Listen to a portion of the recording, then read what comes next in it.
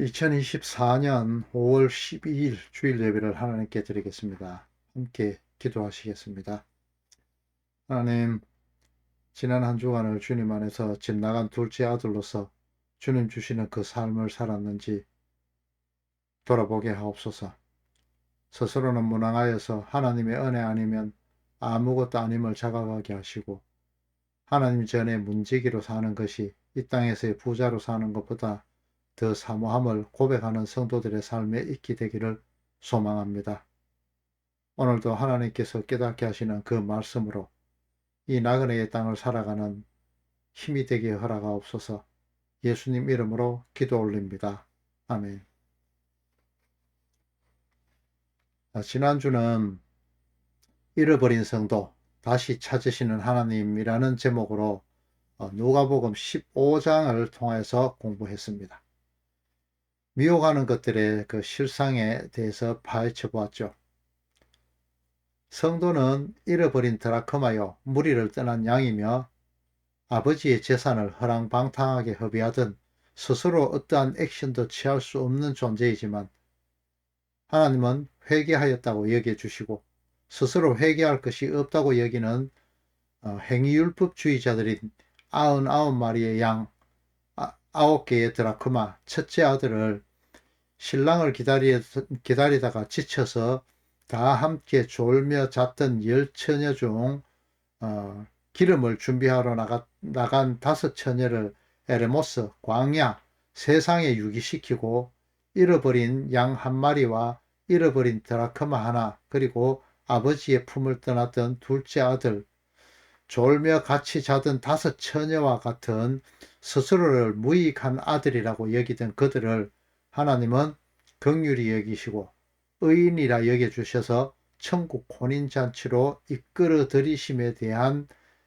그것에 대해서 공부를 해보았습니다. 오늘은 잃어버린 한 마리의 양, 잃어버린 드라크마 한 개, 집 나간 둘째 아들의 비유에 이어서 주인의 소유를 낭비하는 옳지 않은 청지기에 대하여 불의한 재물로 친구를 사귀라는 제목으로 하나님의 말씀에 대해서 공부해 보도록 하겠습니다. 오늘 말씀은 누가복음 16장 1절부터 13절까지의 말씀입니다. 함께 봉독하도록 하겠습니다. 또한 제자들에게 이르시되 어떤 부자에게 청지기가 있는데 그가 주인의 소유를 낭비한다는 말이 그 주인에게 들린지라. 주인이 그를 불러 이르되 내가 네게 대하여 들은 이 말이 어찌미냐. 네가 보던 일을 세마라. 청지기 직무를 계속하지 못하리라 하니 청지기가 속으로 이르되 주인이 내 죽분을 빼앗으니 내가 무엇을 할까. 땅을 파자니 힘이 없고 빌어먹자니 부끄럽도다. 내가 할 일을 알았도다. 이렇게 하면 직분을 빼앗긴 후에 사람들이 나를 자기 집으로 영접하리라 하고 주인에게 빚진 자들을 일일이 불러다가 먼저 온 자에게 이르되 네가 주인에게 얼마나 빚졌느냐. 말하되 기름 100마리니이다. 이르되 여기 네 정서를 가지고 빨리 앉아 50이라 쓰라 하고 또 다른 이에게 이르되 너는 얼마나 빚졌느냐. 이르되 밀 100석이니이다. 이르되 여기 네 정서를 가지고 80이라 쓰라 하였는지라. 주인이 이 옳지 않은 청지기가 일을 지혜 있게 하였으므로 칭찬하였으니 이 세대의 아들들이 자기 시대에 있어서는 빛의 아들들보다 더 지혜로움이니라.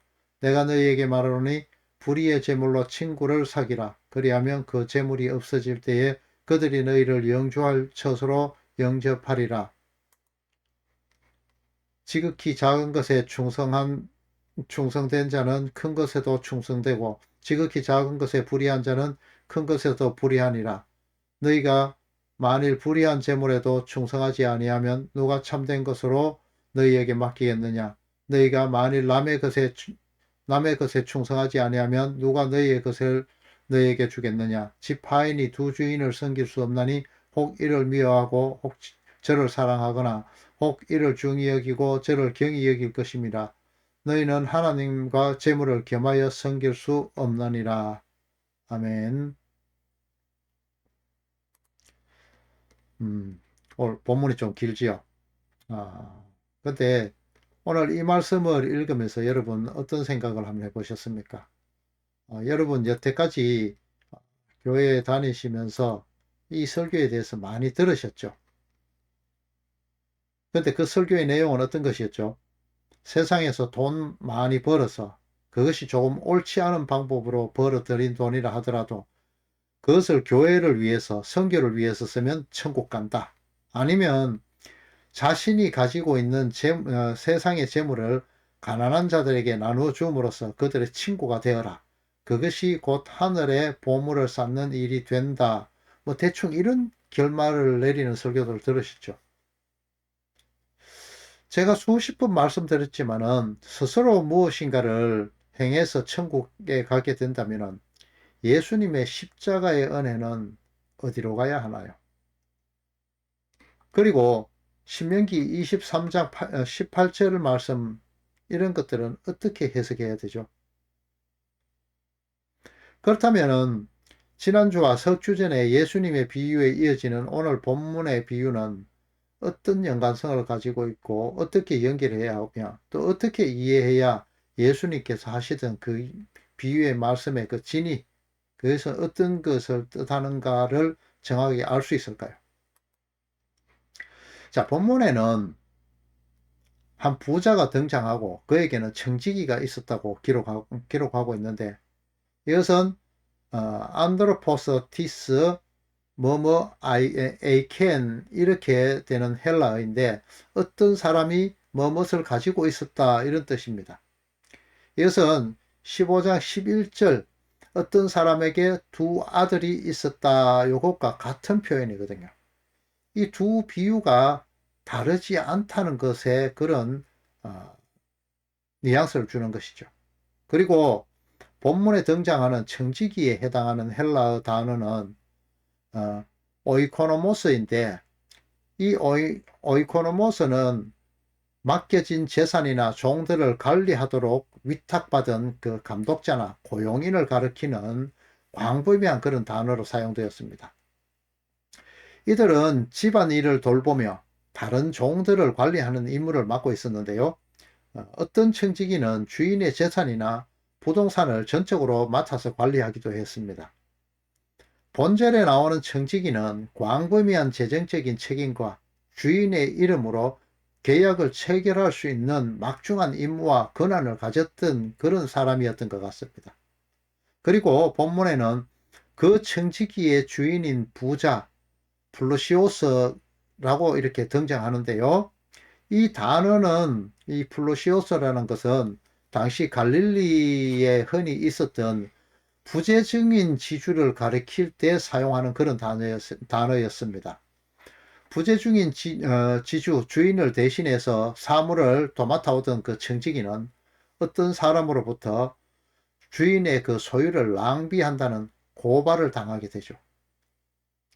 주인은 그 소유를 낭비한다는 그 진실의 여부를 따지지는 않고 다짜고짜 청지기를 불러서 네 셈하던 것을 놓고 셈해서 청지기 업무를 내놓으라고 그렇게 박탈해 버리죠. 본문에는 셈을 하라고 하는 그런 주인의 말은 청지기가 여태껏 해왔던 업무에 관련된 장부들을 정확하게 결산하고 난 후에 돌려달라 이런 의미를 담고 있는 것입니다. 그리고 주인이 청지기의 직책을 박탈하는 모습으로 네 직분을 빼앗으니라고 그렇게 기록하고 있는데 여기에 사용된 그 단어가 아파일의 이타이 이런 단어인데요. 이것은 현재 시제를 나타내는 단어이거든요. 이것은 청지기로부터의 그 직책을 박탈하는 데 걸리는 이 소요되는 시간이 어느 정도 있다는 것을 나타내는 그런 단어입니다. 주인의 소유를 어떻게 낭비했는지는 본 비유에서 명확하게 나타나 있지는 않죠. 그런데 청지기는 이 문제에 대해서 스스로 해결책을 찾아내는 것으로 기록되어 있습니다. 그는 해고되었을 때에 일어날 수 있는 모든 상황을 대비해서 만반의 준비를 하죠. 주인에게 빚진 자들을 하나하나 불러 모으는 것으로 말입니다. 당시 빚진 자는 부자의 땅을 임대해서 농사를 짓는 그런 소작인을 이야기합니다. 이들은 토지를 임대한 대가로 자신이 농사한 농산물과 그 이자로 일정량의 농산물을 더하여서 주인에게 지불해야 했지만 그 소장료가 밀려 있었기 때문에 빚진 자가 되었다는 거죠. 청지기는 빚진 자들을 불러서 문서 위조를 시도합니다. 자, 당시 계약은 소작인이 자신의 진 빚의 액수를 직접 기입한 후에 청지기가 주인을 대신하여서 사인해서 그 계약을 이루어졌습니다. 그렇기에 청지기는 빚진 자들을 불러 빨리 계약서에 자필로 기록하도록 했다고 그렇게 기록하고 있죠. 자신의 앞니를 알지 못하는 상황에서 상당히 다급했음을 나타내는 것입니다. 빨리. 이렇게 모든 계약이 청지기와 빚진 자들 사이에서 이루어졌기 때문에 이미 서명한 정서를 위조하는 것은, 다시 고치는 것은 아무런 그런 어려움이 없었던 것이죠. 본문 처음에 청지기가 주인의 소유를 낭비한다고 누군가가 주인한테 고발을 했습니다. 그와 마찬가지로 또 어떤 사람이 그가 문서를 다시 쓰는 것, 위조하는 것에 대해서 또 주인에게 다시 알려주죠. 이 말을 들은 주인은 당연히 화를 내야 될 건데 그것이 아니라 오히려 주인은 옳지는 않지만 그 지혜가 있음을 칭찬을 했습니다. 이로써 예수님의 이 비유가 마무리가 되죠. 이게 이제 전체적인 이야기죠. 그리고는 이 비유가 어떤 것을 의미하고 있는지에 대해서 9절에서 13절까지의 말씀을 통해 다시 말씀을 해 주십니다. 불의한 재물로 친구를 사귀라. 이렇게요. 여기에서 불의한 재물은 무엇이고 친구는 누구를 뜻하는 것일까요? 그리고 그 재물이 없어질 때 그들이 너희를 영주할 처소로 영접한다라고 말씀하셨습니다. 여기에서 없어질 재물과 영주할 처소, 이것도 무엇인지 알아봐야 되겠죠. 여러분, 더 깊이 들어가기 전에 여러분께 한 가지 말씀을 드릴 것은, 이것은 비유입니다. 실제 상황이 아니죠. 비유는 어떤 것을 알기 쉽게 풀어주기 위해서 끌어쓰는 것을 이야기하는 거죠. 그것을 염두에 두시고 한번 들어주시기 바랍니다. 자, 불의한 재물이라는 단어를 풀 열쇠는 오늘 본문 아래 이어지는 바리새인을 정의하는 부분에서 찾아볼 수 있습니다. 누가복음 16장 14절에 보면요, 바리새인들은 돈을 좋아하는 자들이다라고 그렇게 정의를 하고 있습니다. 그런데 여러분, 이 성경을 자세히 보시면 바리새인들이 정말 돈을 좋아했기만 했을까요? 자, 이 바리새인이란 뜻이 분리된 자, 구별된 자라는 뜻의 히브리어에서 유래된 그런 명칭이거든요. 이들은 경건한 자들이란 뜻을 경건한 자들을 뜻하는 그런 하시딤이란 데서 파생된 그런 바리새파 사람들인데, 정치에는 관심이 없고 오로지 철저히 율법 준수하며 경건 생활을 통해서 하나님이 인도하시는 그런 미래를 준비하는 데 몰두했다고 알려지고 있습니다.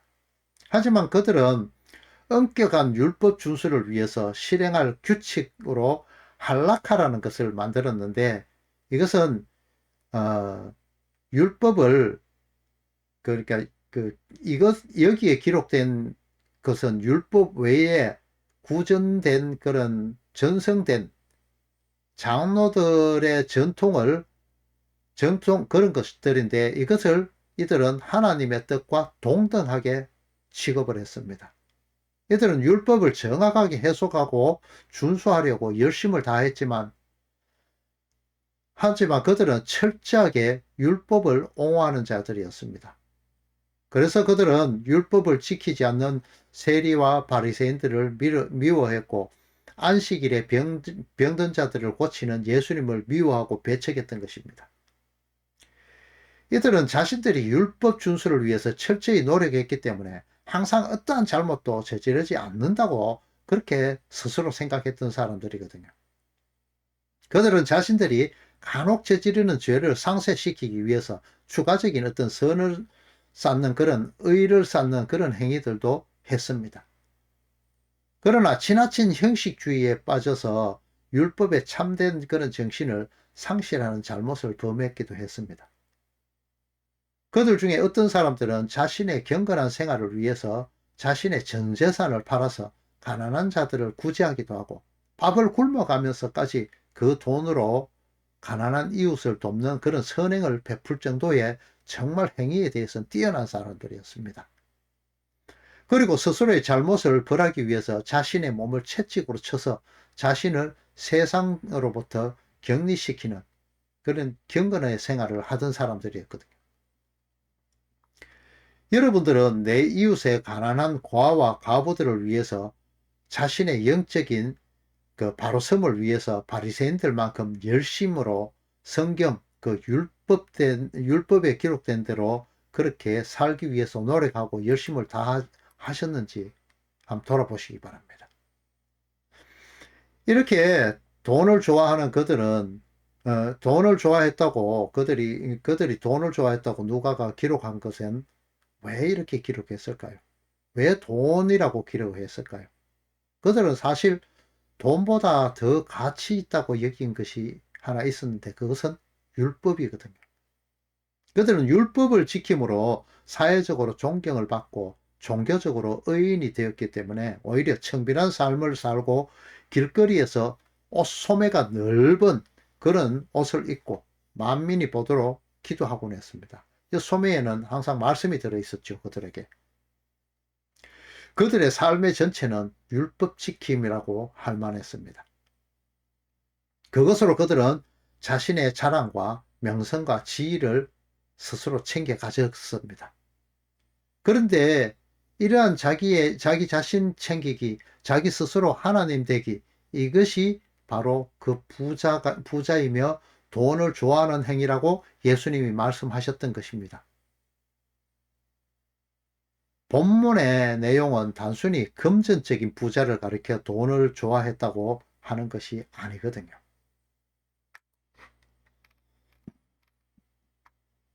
하와에게 다가와서 소사기던 그 사탄 마귀는 소사기는 거짓말, 진리를 변개시켜 가짜 복음을 주어 인류를 하나님으로부터 그 격리시키는데 성공해 버렸습니다. 그는 천하만국 하나님이 태워 없애기 위해 성도들의 거룩을 위해 간수하고 계신 이 물질 세계를 스스로 장악하고 그것으로 그 줄이신 예수님까지 유혹했죠. 이러한 사탄의 속삭임에 귀 기울여서 세상의 것인 권위와 영광으로 참된 권위와 영광이신 참 부자이신 하나님이 되고자 하는 그들의 욕심으로 인해서 다른 곳에 눈을 두고 귀는 닫고 있어서 예수님의 비유를 깨닫지를 못하고 있었습니다. 참 권위와 참 영광이신 그 참된 부자는 하나님을 가리키는 것이죠. 그 하나님을 알아보지 못했다는 겁니다. 베드로후서 2장 22절 말씀을 보면요. 개가 토한 것을 다시 먹고 돼지가 깨끗이 해준 후에도 다시 더러운 데 뒹군다고 그렇게 기록되어 있죠. 이렇듯이 스스로의 욕심에 의해서 율법을 자의적으로 해석했던 그들은 은혜가 선물로 주어졌는데도 불구하고 그것의 가치가 그들에게는 율법보다 못하다고 여겨졌기 때문에 다시 율법으로 돌아갔다. 그런 것을 의미하는 것입니다. 진리를 전해도 듣지 않고 또 진리를 알면서도 자신들이 누리던 그 권위와 영광이 그리워서 도로 율법으로 돌아가 은혜를 값없는 것으로 여겨버리고 행위율법 그런 값없이 여겨버리는 그런 행위율법주의자들의 그 삶들을 향해서 예수님이 말씀하시는 것이 바로 베드로후서의 말씀입니다. 사탄으로부터 주어진 불태워 없어질 유한한 세상 속의 모든 권위와 그 영광, 그것이 세상 부자들이 가진 것으로 그것을 한마디로 돈이라고 그렇게 표현한 것이죠. 그들은 그가 사랑하던 돈으로 표현된 그들의 권위와 영광으로 율법을 자의적으로 해왔었고 그저 주신 은혜의 복음을 굳게 만들어 버립니다. 이미 구약에도 그 은혜의 복음이 주어져 있었거든요. 그들이 가지고 있었던 불의한 재물, 율법으로 친구를 사귀라고 예수님은 말씀하십니다. 그것으로 눈의 안대를 벗어 예수님을 바로 바라보라는 것이죠. 오늘 예수님의 비유의 말씀에 등장하는 불의한 청지기는 주인이 없는 틈을 타서 율법에 금한 그 동족에 대한 불법한 이윤을 취하고 있습니다. 본문에 등장한 빚진 자 두 사람이 있는데 그들이 진 빚이 참 엄청난 금액이거든요. 본문에 나오는 기름 100마리라는 것은요, 감람유를 말하는데 이것은 약 한 2300리터에 해당되는 그런 기름인데 감람나무 150그루의 소산에 해당하는 그런 양을 말합니다. 그리고 밀백석이라는 것은 27,500kg으로 은 2,500데나리온에 해당하는 그런 가치를 가진 건데요. 당시 노동자 하루 품삯이 한 데나리온이었거든요. 이 한 데나리온이 하루에 품삯인 것으로 계산해 봤을 때 노동자 한 사람의 7년치 품삯에 해당하는 것이 이 밀백석입니다. 그만큼 본문에 나오는 이 부자는 엄청난 부자죠. 그 부자의 청지기로 생활하던 그가 자신의 그 임의로 주인의 소유를 가지고 불법 고리 대금업을 했던 것입니다. 이 사실을 부재 중일 때 멀리서 전해들은 그 주인은 청지기를 파면시켜버리죠. 그리고 모든 장부를 정리해서 자신에게 반납하라고 명령합니다. 직을 내려놓으라고 하죠. 여기에서 아주 중요한 단어가 등장합니다. 주인이 청지기에게 네 보던 일을 셈하라 라고 말을 하죠.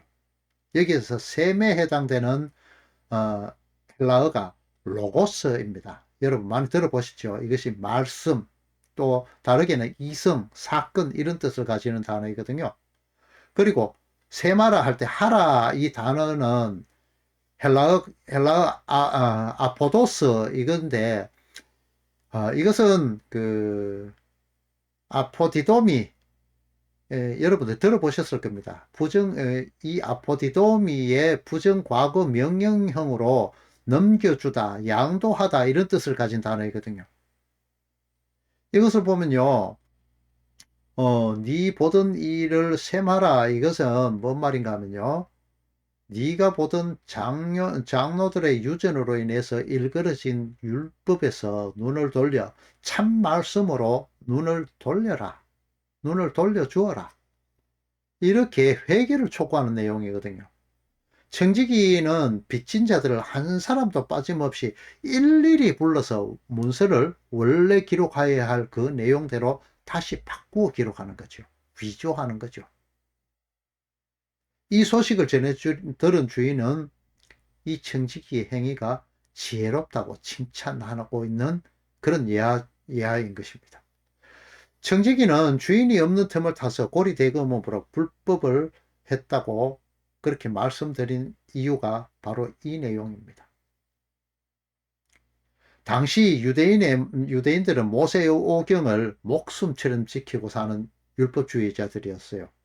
그들에게 하나님은 형제에게 동족에게는 돈을 구워주면 이자를 받지 말라고 그렇게 말씀을 하셨거든요. 율법에요. 신명기 23장 19절을 보면 나옵니다. 유대인들은 모세오경에 대하여서는 율법 지킴에 대해서는 너무너무 열심히 했죠. 그 지키는데. 하지만 그들은 모세의 율법을 교묘하게 이용해서 자신의 치부를 드러나지 않게 하기 위해서 이러한 고리대금을 하는 사람들은 현재 우리나라의 고리대금업자들이 높은 선의자를 떼가잖아요. 그렇듯이 차용증에는 빌려준 것과 이자를 오히려 원금 형태로 한목에 다 기록했던 그런 것입니다. 청지기는 주인의 재물을 이용해서 자신의 소유를 챙기기 시작했는 것으로 그렇게 여겨집니다. 그리고 불법적인 고리대금을 시작한 것으로 보여집니다.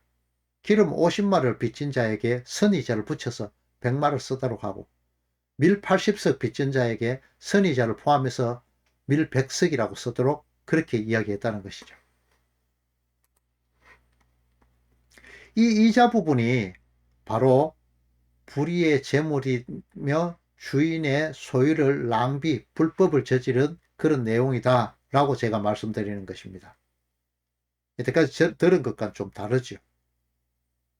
자, 계속 한번 가보겠습니다. 불의한 청지기는 이 불법하게 착취하려던 이 이자의 부분을 빚진 자들로부터 빚진 자들에게 그 탕감해 주는 그런 행위를 하죠. 그러면서 자신이 파면된 후의 실리를 챙기고 그 빚진 자들의 마음을 사죠. 예수님은 비유를 마무리하면서 이 불의의 재물로 친구를 사귀라고 말씀하십니다. 그리고 하나님과 재물을 겸하여 섬길 수 없다라고 그렇게 비유를 마무리하시죠. 자, 불의의 재물은 지극히 작은 것이고 남의 것으로 비유되어 있죠. 띄어진 자막을 한번 보시기 바랍니다. 그리고 이것은 재물로 결론 지어집니다. 율법을 말합니다. 9절의 사귀다에 해당하는 포이에오라는 단어는 하나님과 인간이 그 행위의 주체가 될 때 사용하던 그런 단어인데 창조하다, 산출하다, 형태를 부여하다 라는 뜻을 가집니다. 인간이 절대 지킬 수 없는 것인 그 율법, 그 불의한 재물, 그 작은 것으로 큰 것, 참된 것, 남의 것이 아닌 너에게 주기로 되어 있는 것, 하나님과 연합을 이루도록 그렇게 예수님께서 독려하고 있는 그 내용이 바로 이 재물에 대한 것입니다. 이 청지기의 모습을 자세히 보면은 예수님의 모습도 보여지죠.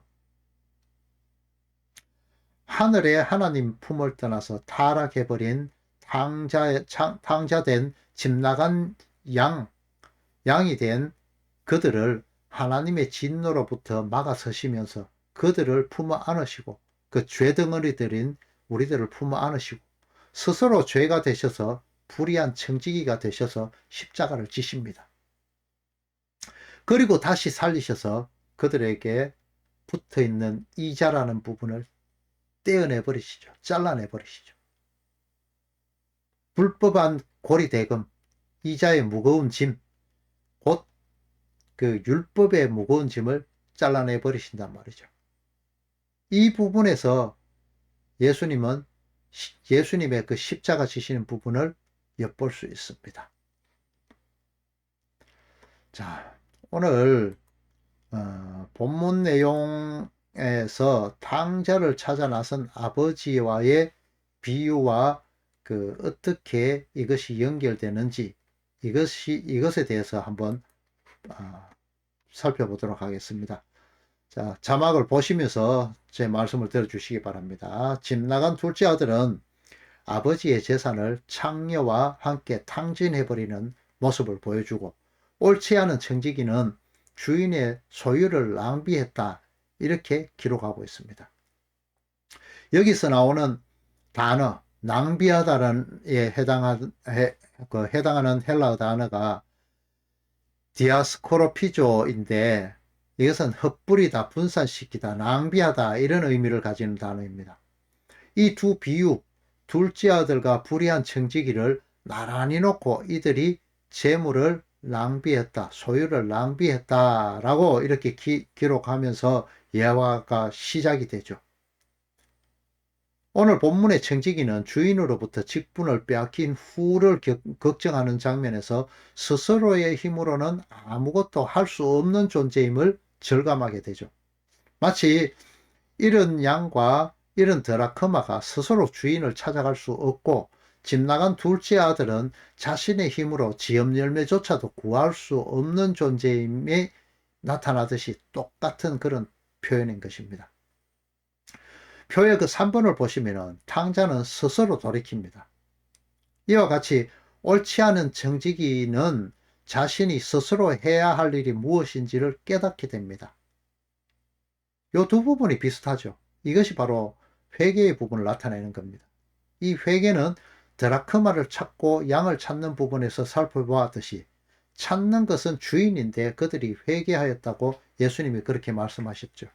이들이 행한 이 행위조차도 그들은 스스로 행한 것이 아니라는 거죠. 결국 주인에 의해서 행해졌다는 것이죠. 이 회개가 있고 나면 둘째 아들에게는 금반지가 끼어지고 새 옷과 새 신발이 신겨지게 되고 불의한 청지기에는 지혜롭다는 칭찬이 있게 됩니다. 그리고는 천국 잔치가 열리죠. 불의한 재물로 친구를 사귀면 그 재물이 없어질 때, 율법이 없어질 때 영주할 처소인 천국으로 인도되어지게 된다고 그렇게 말씀하셨습니다. 이 영주할 처소에 대한 고린도후서 5장 1절에는 그 영주할 처소에 대해서 이렇게 기록되고 있습니다. 만일 땅에 있는 우리의 장막집이 무너지면 하나님께서 지으신 집, 곧 손으로 지은 것이 아니요 하늘에 있는 영원한 집이 우리에게 있는 줄 아느니라. 하늘에 있는 영원한 집, 이것이 곧 영주할 처소, 영원한 처소라는 것입니다. 자, 이번에는 각도를 조금 틀어서 본문을 한번 살펴보도록 하겠습니다. 다른 각도에서요. 오늘 본문의 비유를 베푸는 장소에는 율법 선생인 바리새인과 서기관들도 함께 있었다고 기록하고 있습니다. 그런데 그들은 이 비유의 말씀을 듣고 비웃었죠. 비웃었다고 누가복음 16장 14절에 그렇게 기록을 하고 있습니다. 비웃게 된 이유는 돈을 좋아하는 자이기 때문에 예수님의 비유가 틀렸다, 이런 의미에서 웃었다는 거죠. 바리새인과 모든 유대인들은 결례, 금식, 기도, 구제와 같은 그런 외적인 경건 형태와 그 외적인 그런 의식의 준수에 의한 명예와 칭찬, 이것만을 추구해 왔습니다. 바리새인들은 선한 천사와 악한 천사들의 존재에 대해서 그런 것에 대해 소신에 힘써 고소해 왔습니다. 또 메시아에 대한 기대를 견지하고 있었습니다. 그리고 죽은 자들을 하데스에서 죽은 자들이 하데스에서 보상 또는 형벌의 그 예비적 경험을 한 후에 그에 의해서 되살아나 각각 자신의 계계 행위에 따라 보응을 받을 것이라는 그런 소망을 품고 있었기도 합니다. 역사가 요세푸스에 의하면 이런 사람들의 수가 약 6천 명 정도가 있었다고 그렇게 말하고 있습니다. 이 바리세파 사람들은 제사보다는 오히려 제밥에 더 관심이 많았던 그런 사람들입니다. 그들은 율법을 자의적으로 해석하여서 사람들의 그 유익, 그 재물을 챙기기에 바빴죠. 자신들의 유익을 챙기기 바빴단 말입니다.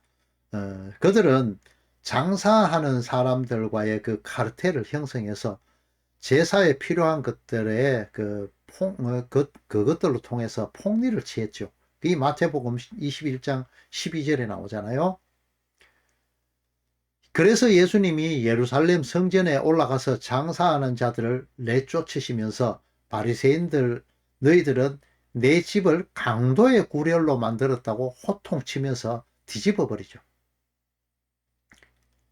이들은 돈을 사랑하는 자들이야, 이 말입니다. 그래서 강도의 구렬이라 하는 것이죠. 이 바리새인들은 율법은 자신들을 유대인들의 것이라 율법은 자신들의 것이고 유대인들 자신들의 것이다, 이렇게 이것을 또 유권 해석을 하는 해석의 권한들도 자신들에게 있다.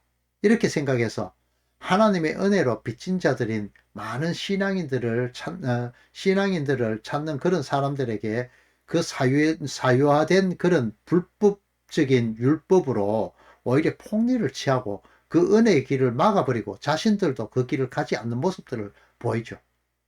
이것이 바로 오늘 본문에 나오는 주인의 소유를 낭비하는 그 청지기의 모습들이 성경 전체적으로 나와 있는 그 모습으로 말씀드린 겁니다. 주인의 소유가 자신의 것인 양 마구 낭비하던 그런 청지기에게 주인의 철퇴가 내려지죠. 그러자 청지기는 주인을 비로소 주인으로 바로 바라보게 되는 눈이 생겼던 것입니다. 그렇지만 자신이 여태껏 주인의 것으로 호의호식이 하였으며 자신 스스로는 어떠한 것도 할 수 없는 자가 되었다는 것을 이제 깨닫게 되었죠. 그 호통을 통해서요. 그래서 유대 사회에서 만연했던 불법적인 고리대금앱의 그 폭리적 이자를 율법에 맞도록 그렇게 다시 바꾸어 적게 되죠. 이것이 주인을 경외하는 모습으로 돌아가는 청지기의 모습이며 회개인 것입니다. 자신들이 만든 것이 아닌 하나님께서 주신 율법으로 돌아가는 그 행위를 하는 청지기를 보고 주인은 의롭다고 지혜롭다고 칭찬하신 것입니다. 이에 예화에서 주인공은 청지기가 아니라 옳지 못한 청지기를 용서한 그 주인이 되죠. 주인이 청지기를 칭찬했다고 이렇게 기록하는데 이 칭찬이라는 말에 해당하는 헬라어가 에파이네오라는 것인데요. 이것은 찬미하다, 찬송하다 이런 뜻을 가집니다. 같은 뜻을 가진 아이네오라는 단어도 있는데요. 신약 성경에는 이 아이네오라는 단어가 개인적으로 단체적으로 공동체 천사들에게 드리는 그런 찬송과 기도에 대해서 사용되고 있는데요. 하나님께 대한 기쁜 찬양을 드릴 때 사용되었습니다. 그 주인이 청지기를 칭찬했다 나오는데 이것이 바로 찬양했다 이런 뜻이거든요. 이 때문에 이 단어의 뜻 때문에 제가 예수님께서 이 불의한 청지기가 되셔서 성도가 하나님에게 빚진 것에 대한 그것을 대해서 변호하면서 탕감해 주는 모습을 보여주시는 것이라고 그렇게 말씀드렸던 것입니다. 이 찬양은 하나님께만 쓰였기 때문에 이 부분을 그렇게 해석했던 것입니다. 자, 본문 8절에는 이 세대의 아들들과 빛의 아들들에 대한 대비를 이루어 나왔습니다. 이 세대의 아들들은 예수님 앞으로 나온 세리와 죄인들을 의미합니다. 빛의 아들들이란 스스로 빛으로 생각하고 회개할 것이 없던 그 99마리의 양, 그 99에 해당하는 그 바리새인들을 의미하는 것이거든요. 세리는 로마의 힘을 등에 업고 세금을 몇 배씩이나 거두어 착복하는 그런 전형적인 그 주인의, 그 로마인의 소유를 낭비하는 사람들이었죠. 그 세리장이요, 부자였던 그 세리를 누가복음 19장 2절에 나타내 주는데요. 이것을 바로 삭개오에 대해서 이렇게 나타내 놓았습니다. 누가복음 19장을 자막 띄워놓은데 보시기 바랍니다. 자신에게 임한 그 천국이 그러니까 자기에게 다가온 예수님을 경험하고 이것의 소유의 절반을 가난한 자에게 주고 속여 빼앗은 일에 대해서는 네 배에 갚겠다고 그렇게 고백을 하죠.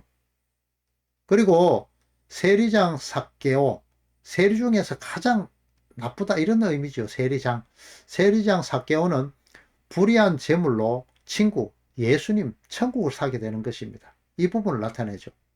그로 인해서 예수님은 삭개오를 아브라함의 자손이라 칭하고 구원이 이르렀다고 하시면서 천국 백성이 되었다고 그렇게 인정을 해주고 있습니다. 그런데요, 요거 바로 앞에 어떤 내용이 나오는가 하면요, 18장에, 누가복음 18장에요, 삭개오와 같은 그런 부자인데, 그들은 스스로 율법을 다 지켰으나 아직 영생에 대한 확신이 없는 그 부자에 대해서 예수님이 비유로 말씀하고 있습니다. 그는 무엇을 스스로 행하여야 영생에 이를 줄 알고 어떤 행위를 해야만 영생에 이를 줄 알고 율법의 행위 말고 또 무엇을 행해야 영생을 얻을 수 있을지에 궁금해서 예수님에게 질문을 합니다. 그는 그의 소유가 이 유한의 세상에서 이럴 줄 알고 유한의 세상에서 그가 그 자신이 가지고 있던 그 소유 자체는 천신만고 끝에 그 자신이 모았던 재산 그것으로 인식하고 있었기 때문에 그 재산을 나눠주는 것으로 오해를 하고 있었죠. 그는 자신이 가지고 지켜왔다는 그 율법에는 안중에 없습니다. 다 지켰다고 하는 그 율법이에요. 바로 성경에서 말하는 안 못 보는 그런 소경이죠. 이 부분이. 이 두 부자의 내용은 예수님이 일부러 이렇게 앞뒤에 놓고 대비를 이루어주고 있습니다. 지금 18장에 이 어떤 관리에 대해서 이야기하고 19장은 세리장 삭개오에 대해서 그렇게 이야기하고 있거든요.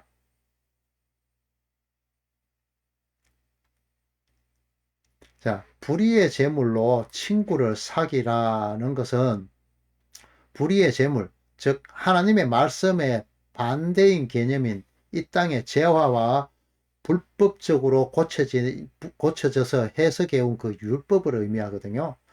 이렇게 유대 사회에서 죄인으로 낙인 찍혀 있던 그 모든 세리들은 예수님에게 몰려왔습니다.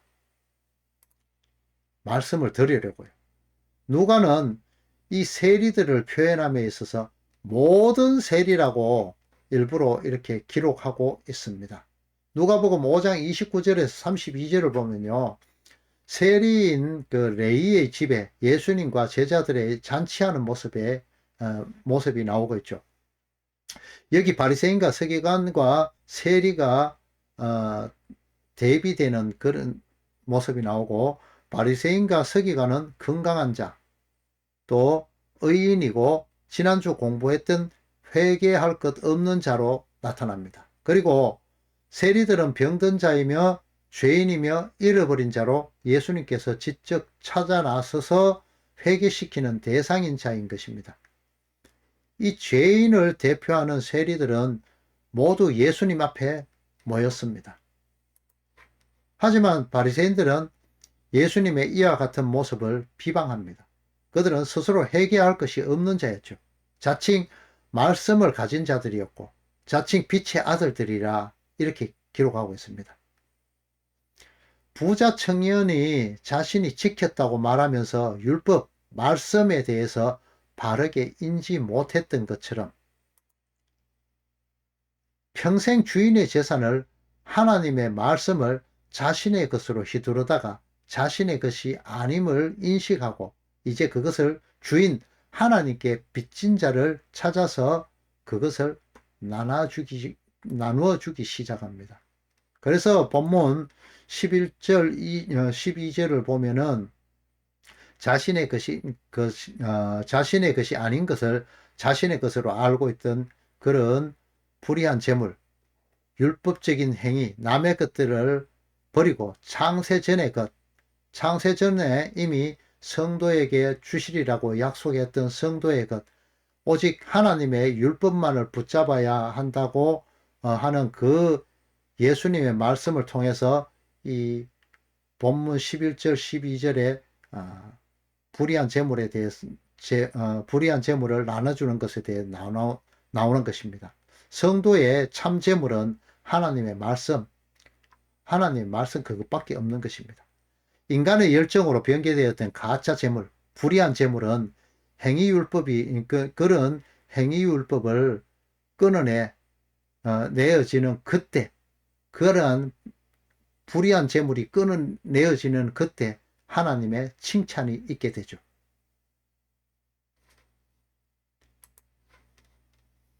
하나님과 재물을 겸하여서 섬길 수 없습니다. 성도에게 재물은 하나님의 말씀이어야만 됩니다. 지극히 작은 율법, 말씀에 충성하면 지극히 큰 무한한 하나님의 그 그리스도의 사랑, 은혜가 성도 여러분께 임하게 될 것입니다.